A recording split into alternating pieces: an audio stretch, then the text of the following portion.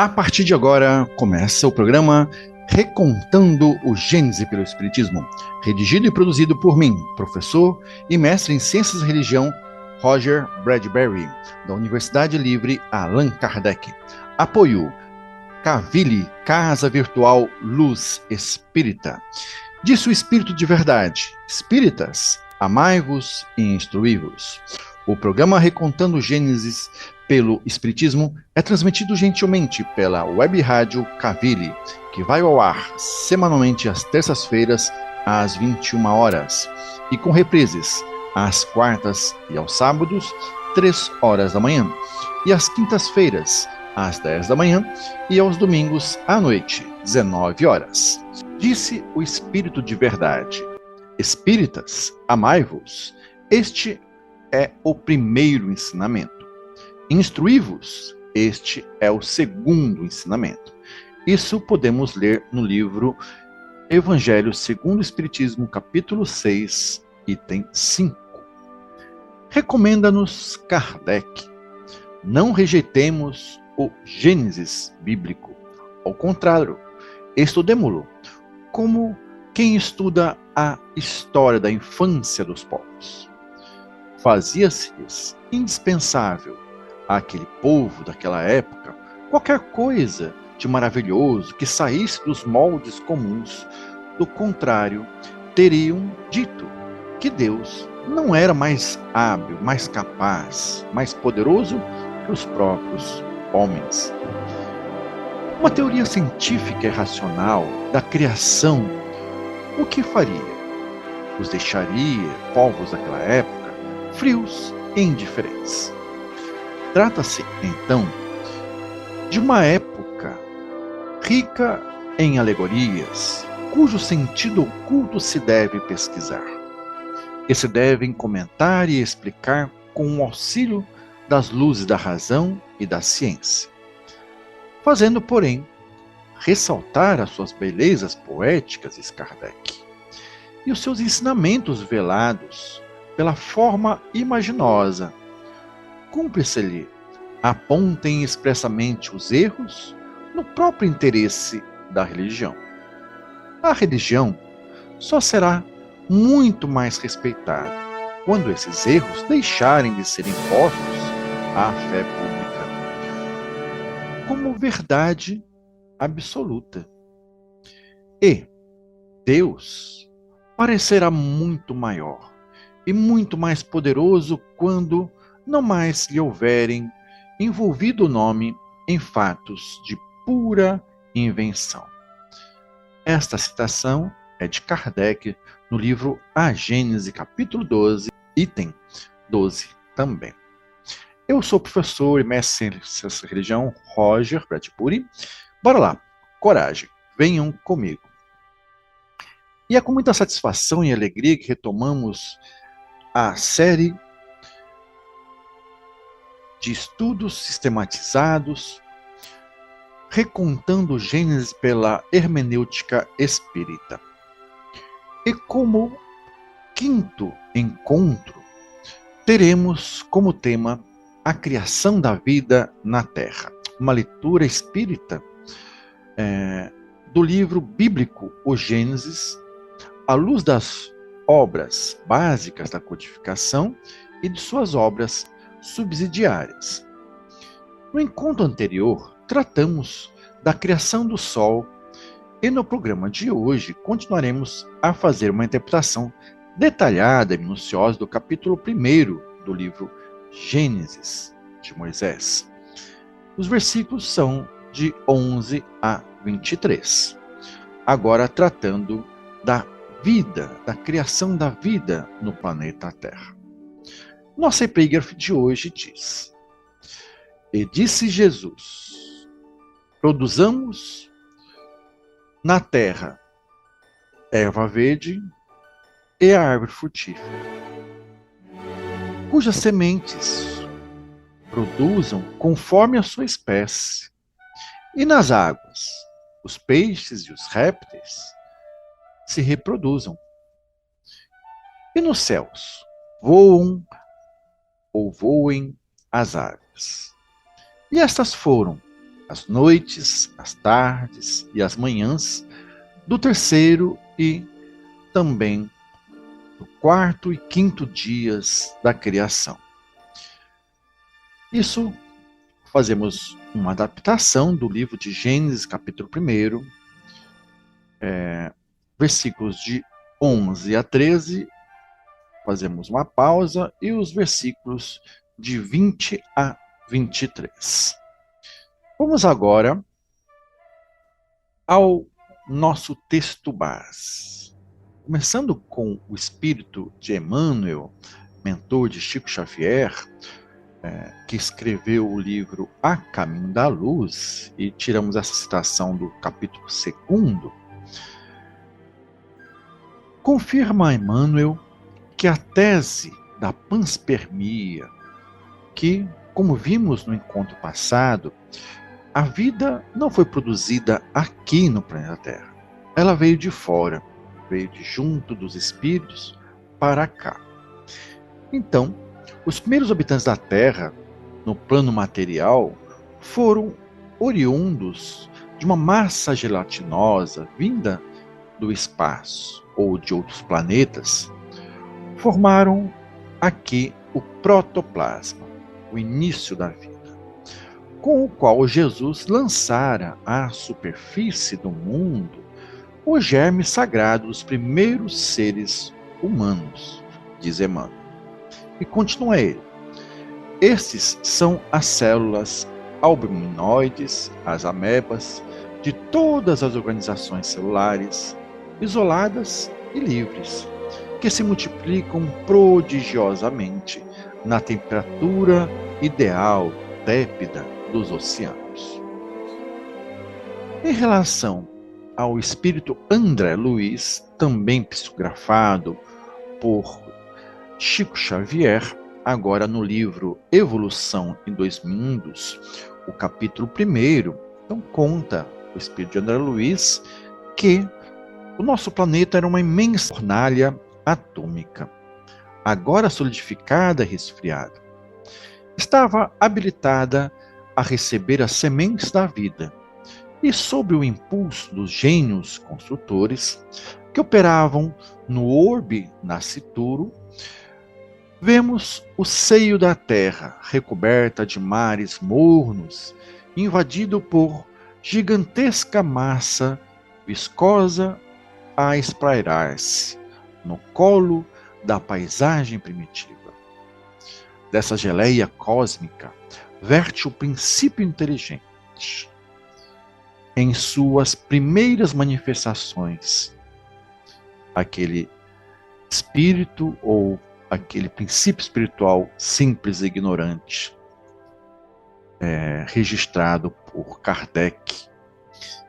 Então, trabalhadas no transcurso dos milênios pelos operários espirituais, que lhes magnetizam os valores, permutando-os entre si, sob a ação do calor interno e do frio exterior.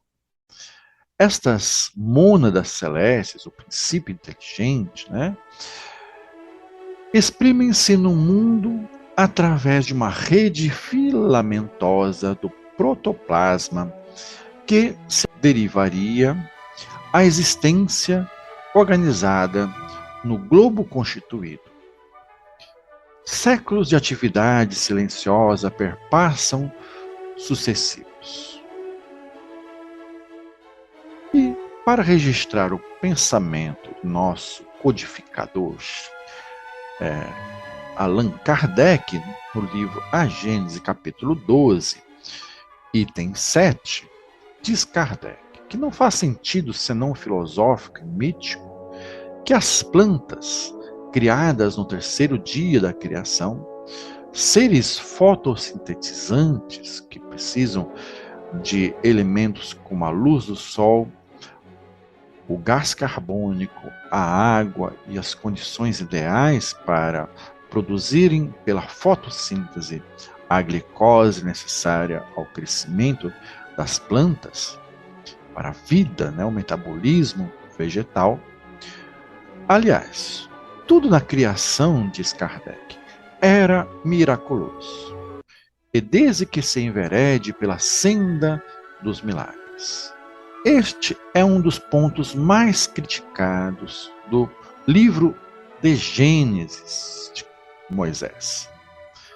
É o da criação do sol somente muito tempo depois de se ter criado as plantas.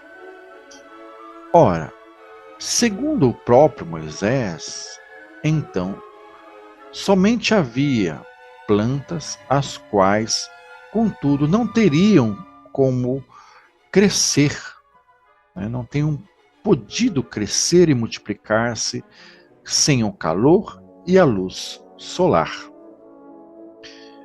O reino vegetal, então, aparece na forma de algas nadadoras, comenta André Luiz, no livro Evolução em Dois Mundos. Quase invisíveis, com as suas caudas flexuosas. Então, eram algas muito semelhantes ao que temos hoje com o fitoplâncton, pequenos seres que misturam uma capacidade animal com uma capacidade vegetal. Então, essas algas nadadoras circulavam no corpo das águas investidas de membranas celulósicas.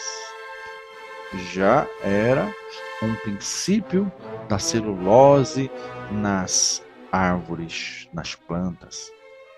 E mantendo-se a custo dos resíduos minerais, dotadas de extrema motilidade e sensibilidade. Sustentando-as por ordem, emergem as algas verdes de feição pluricelular, com o novo núcleo a salientar-se, inaugurando então assim a reprodução sexuada no reino vegetal, provocando metamorfoses contínuas que perdurarão no decurso das eras em dinamismo profundo, mantendo a edificação das formas do porvir. E agora, vamos fazer uma citação aqui de Emmanuel. Foram verdadeiros ensaios assombrosos, diz o mentor Emmanuel. Verdadeiros titãs descritos na mitologia grega. Emmanuel explica que os artistas da criação inauguram novos períodos evolutivos. No plano das formas, a natureza torna-se uma grande oficina de ensaios monstruosos e surgem animais horrendos das eras primitivas.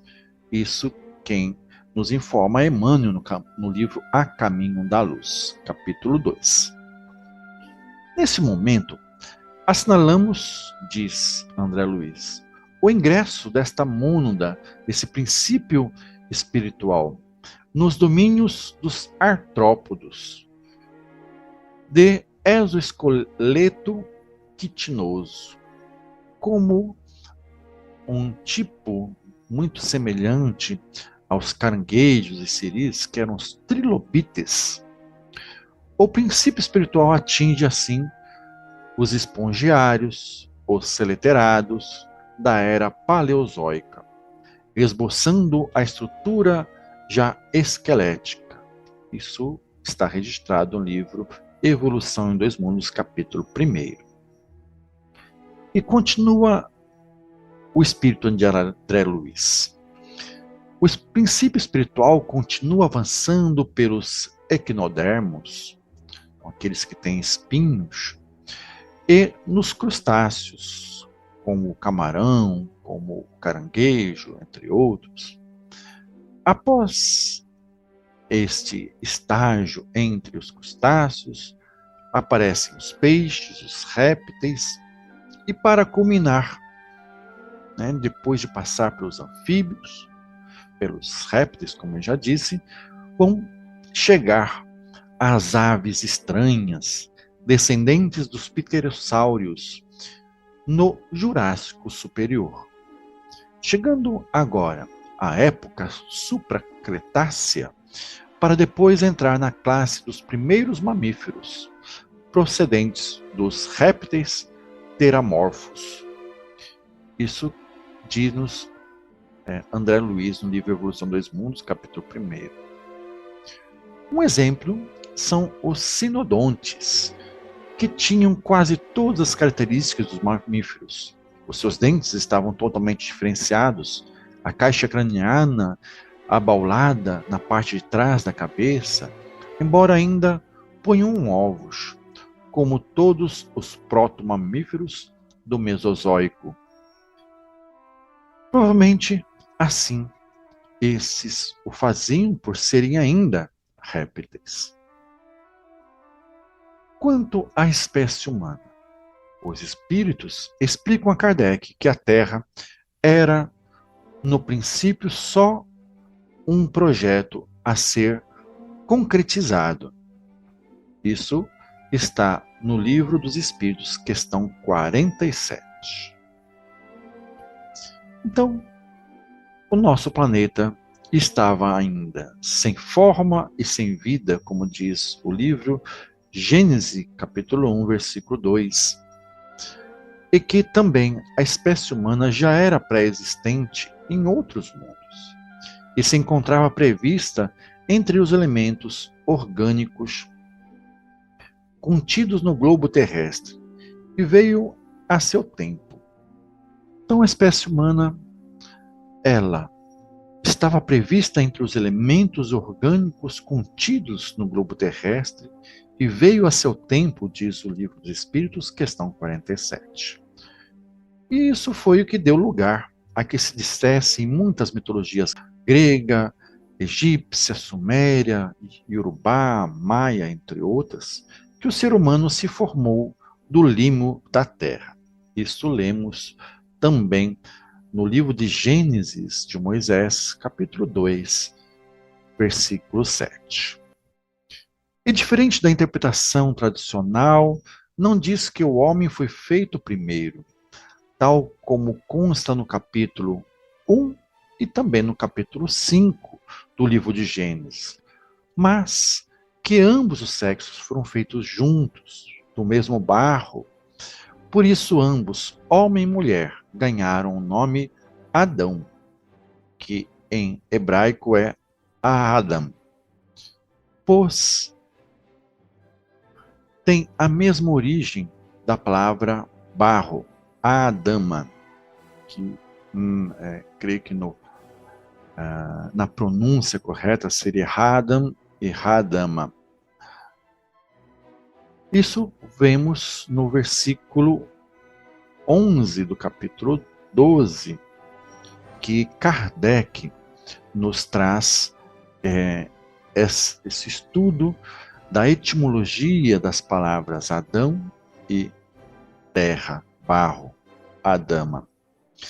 A palavra hebreia, Adam, diz Kardec, não é um nome próprio, mas significa o ser humano em geral, a humanidade. O que destrói toda a estrutura levantada sobre a personalidade de Adão.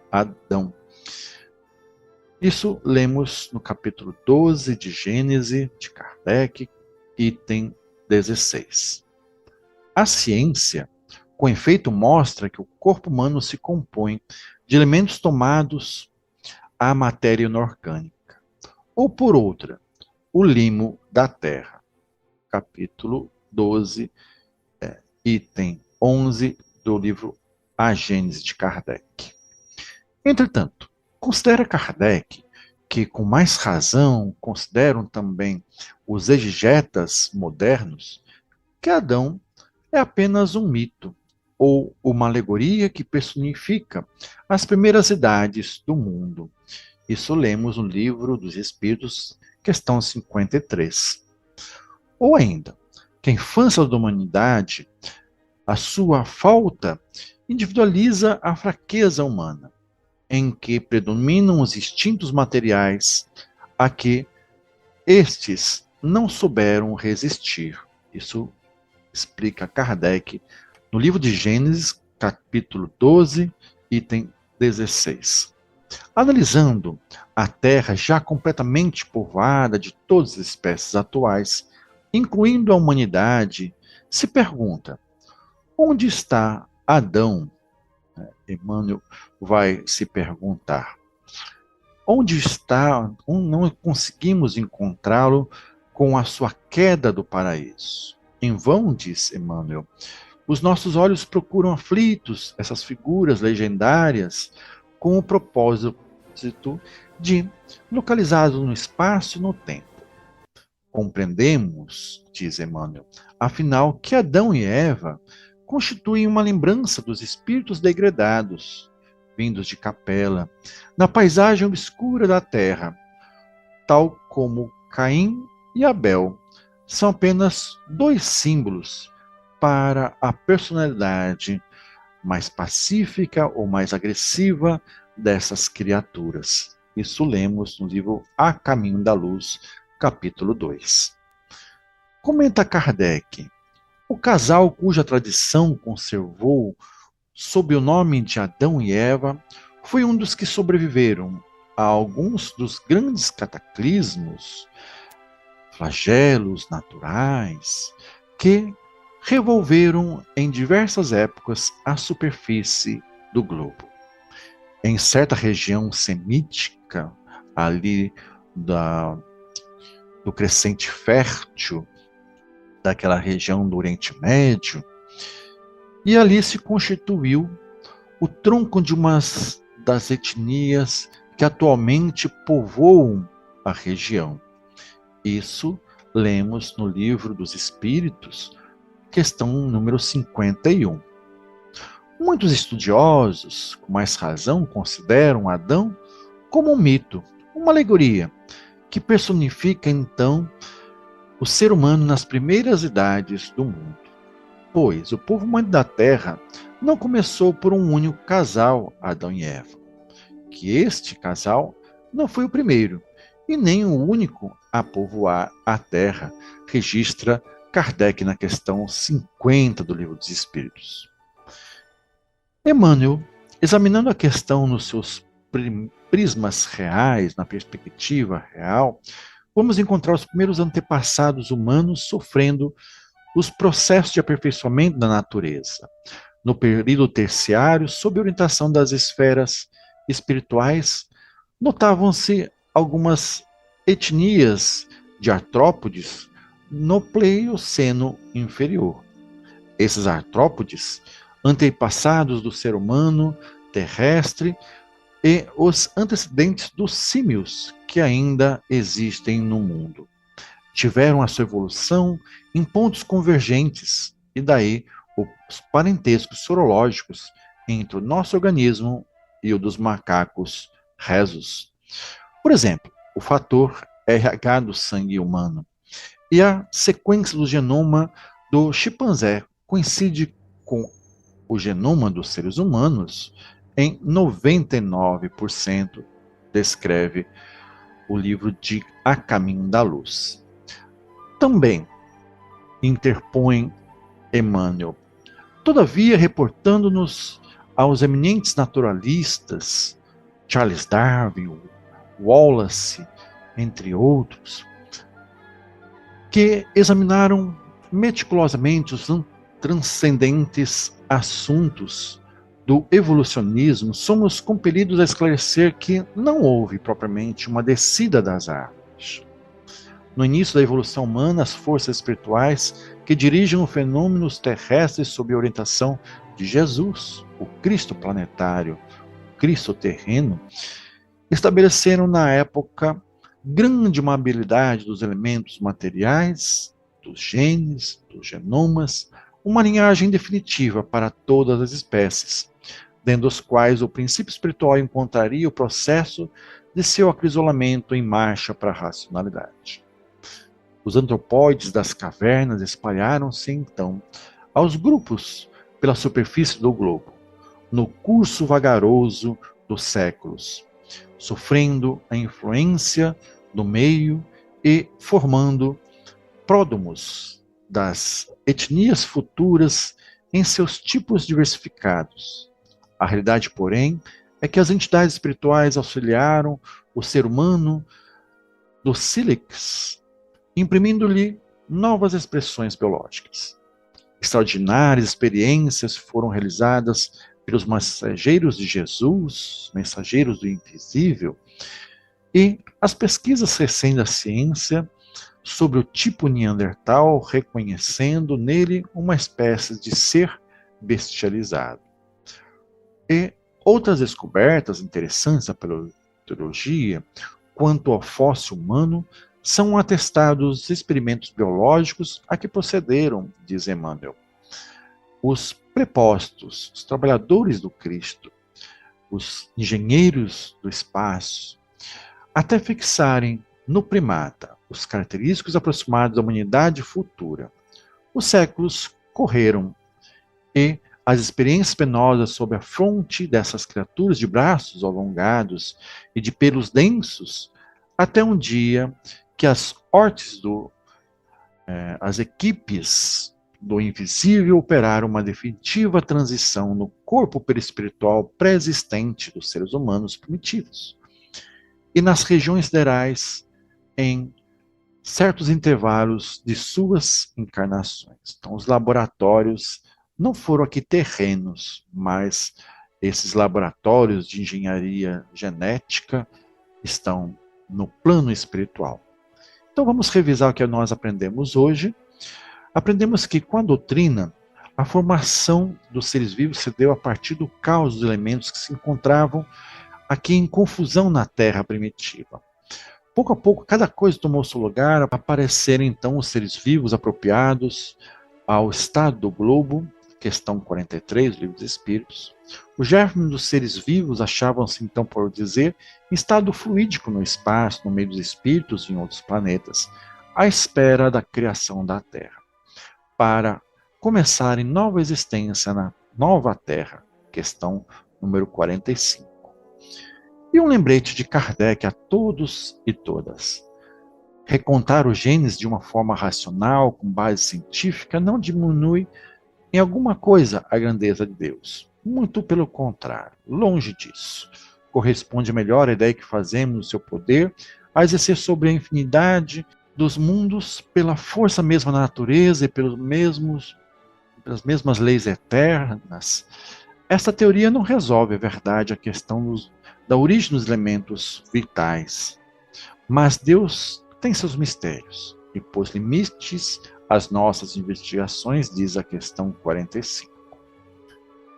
O naturalista britânico Alfred Russel Wallace, que citamos acima, desenvolveu ideias semelhantes e paralelas às de Charles Darwin em 1858.